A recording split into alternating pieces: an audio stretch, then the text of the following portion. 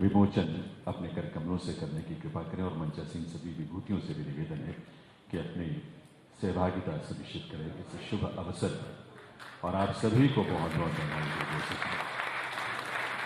इसमें विधानसभा की जो तमाम गतिविधियां हैं, संसदीय परंपराएं हैं, उन सबसे संबंधित महत्वपूर्ण लेख इसमें समाहित किए जाएंगे और आप सबकी तरफ से भी उसमें जो योगदान होगा लेखों के रूप में उसका प्रकाशन होगा। तो आभार इसके लिए माननीय लोकसभा अध्यक्ष महोदय का। अब मैं निवेदन करूंगा माननीय लोकसभा अध्यक्ष श्री ओम बिरला जी से भी अपने कर कमलों से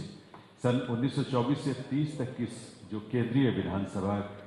की कार्यवाही का 89 खंडों में जो संकलन किया गया है उसका अनावरण वे अपने कर कमलों से करने की कृपा करें और मंचासीन विभूतियों से भी निवेदन है कि वे भी उनके साथ वहां पधारें और इस विमोचन का साक्षी बनने का अवसर, ये ऐतिहासिक अवसर है। हम सबको ये अवसर मिल रहा है, हमारे लिए बहुत महत्वपूर्ण है, ऐतिहासिक है और सौभाग्य की ये घड़ी है, क्योंकि 1924 से 1930 के बीच केंद्रीय विधानसभा में जो चर्चाएं और जो बहस हुई रही है दिनों, राष्ट्रभक्तों ने ब्रिटिश सरकार के हर दमनकारी प्रयास का जिस ढंग से विरोध किया लोकतांत्रिक तरीके से, वो आज एक महत्वपूर्ण दस्तावेज के रूप में, इस रूप में हम सबके लिए उपलब्ध होगा। उस दौर की बहसों ने देश में संवैधानिक सुधारों की नींव रखी, आर्थिक शोषण के विरुद्ध स्वर को मुखर किया, नागरिक स्वतंत्रता जैसे विषयों को प्रमुखता से रखा गया और देश के इस सोच को दुनिया ने देखा, सराहा और उसका समर्थन भी किया कि इस देश में लोकतांत्रिक मूल्य किस रूप में आगे बढ़ रहे हैं। तो आप सभी को इन प्रकाशनों के लिए बहुत बहुत बधाई और आभार। दिल्ली विधानसभा का माननीय विधानसभा अध्यक्ष महोदय के मार्गदर्शन और पहल पर यह प्रयास हुआ है, यह हम सबके लिए बहुत महत्वपूर्ण है। और अब ये अवसर होगा जब मैं विनम्र अनुरोध करूंगा माननीय लोकसभा अध्यक्ष श्री ओम बिरला जी से कि वे इस अवसर पर अपने संबोधन से हम सबको कृतार्थ करें। माननीय लोकसभा अध्यक्ष महोदय।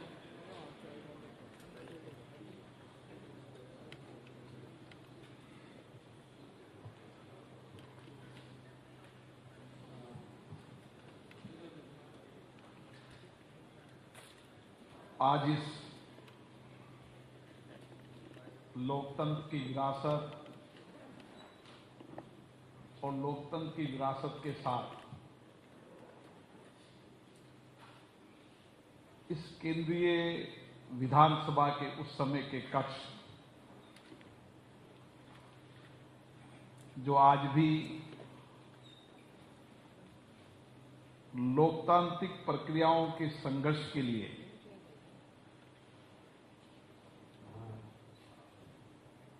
आजादी की प्रक्रिया के लिए प्रतिनिधित्व अधिकार के लिए जिस भवन से हमने संघर्ष की शुरुआत की, उस समय के सेंट्रल लेजिस्लेटिव काउंसिल, केंद्रीय विधान परिषद के इस गरिमा में भवन, जो आज दिल्ली विधानसभा का गरिमा में स्थान है, वहां से हम उन स्मृतियों को जीवंत कर रहे हैं, यहां की उन कार्रवाइयों को जिसने लोकतांत्रिक प्रक्रिया की शुरुआत की, जहां बैठकर हमारे महापुरुषों ने आजादी की लड़ाई लड़ने का शंखवाद किया और जिस कक्ष ने समय समय पर देश के अंदर लाए गए कानूनों के बारे में तर्क तथ्यात्मक संवाद चर्चा के माध्यम से उस समय होने वाले जुल्म अत्याचार के कानून के खिलाफ लड़ाई लड़ी, उस सभी जीवंत दस्तावेजों को आज इस विधानसभा के अध्यक्ष माननीय विजेंद्र गुप्ता जी ने उनका सबका संकलन कर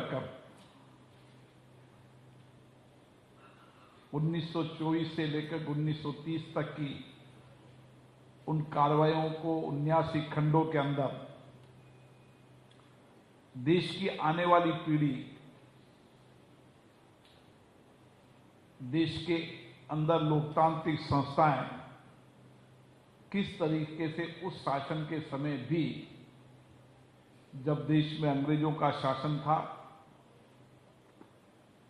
संसद और विधानसभा की गरिमा रहती थी। और मैं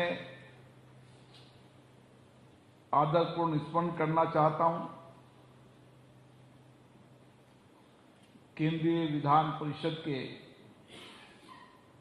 प्रथम अध्यक्ष डॉक्टर विठल भाई पटेल जी को, जिन्होंने सदन की गरिमा, उसकी निष्पक्षता,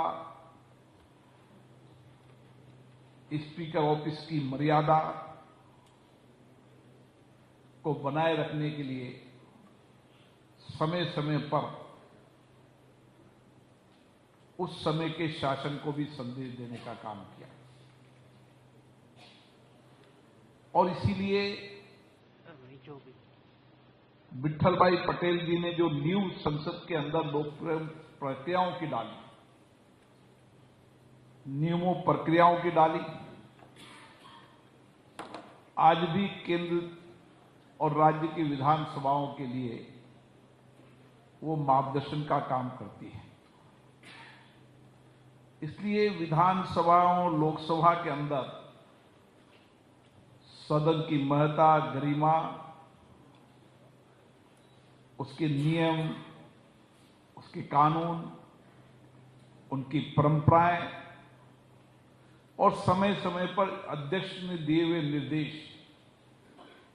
समय समय पर अध्यक्ष के दिए हुए आदेश लोकतंत्र की संस्थाओं के लिए प्रेरणादायी है। और उनका योगदान पीढ़ियों तक भारत के जन याद रखेगा, क्योंकि व्यक्ति सशरीर रहे न रहे, लेकिन व्यक्ति के विचार, उनके कार्य, उस समय उनका राष्ट्र का योगदान वर्षों तक आने वाली पीढ़ियों को प्रेरणा देता है, एक आदर्श जीवन की तरह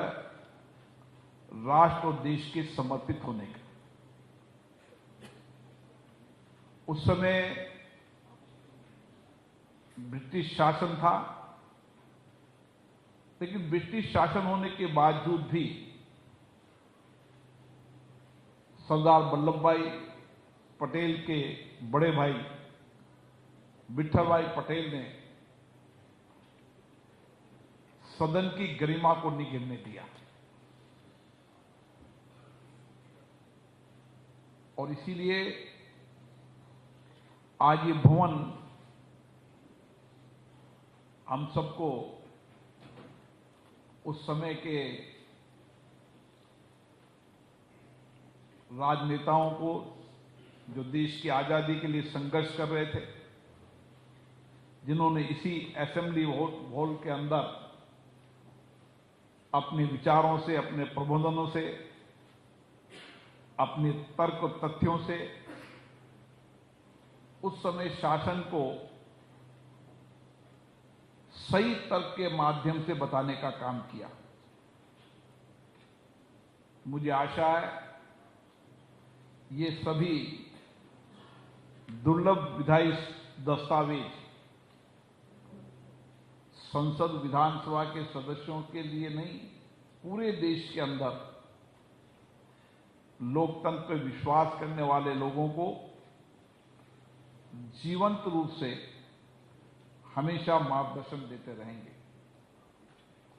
दिल्ली विधानसभा का इतिहास हम सब ने देखा है। दिल्ली विधानसभा के माननीय वर्तमान अध्यक्ष जी ने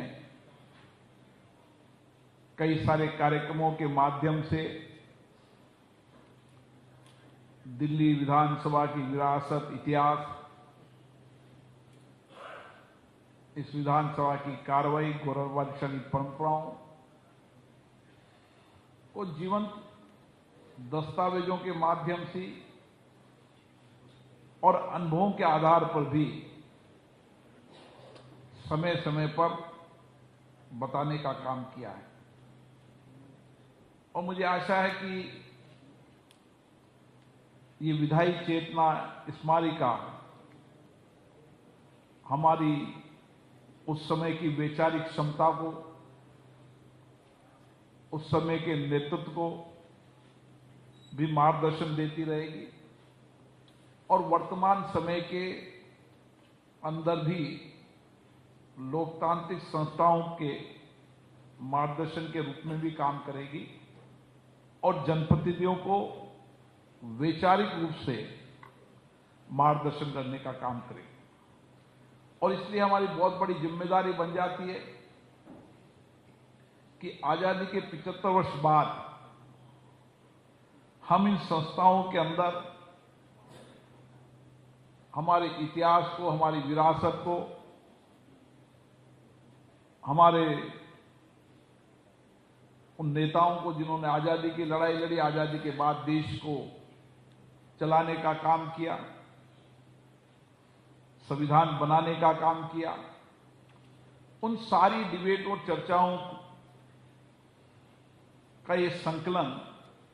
हम सबके लिए मार्गदर्शन का काम करता है, ताकि हम हमारी संस्थाओं के अंदर वैचारिक रूप से तथ्यों के आधार पर